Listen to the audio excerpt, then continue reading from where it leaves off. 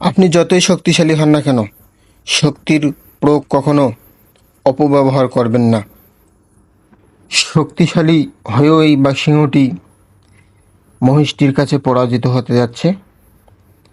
তো এইভাবেই বোঝা যায়, আপনি যদি আপনার শক্তিকে অপব্যবহার করে থাকেন, তাহলে সময় একদিন আসবেই সেই শক্তি আপনাকে নিজেই নিরাশ করবে।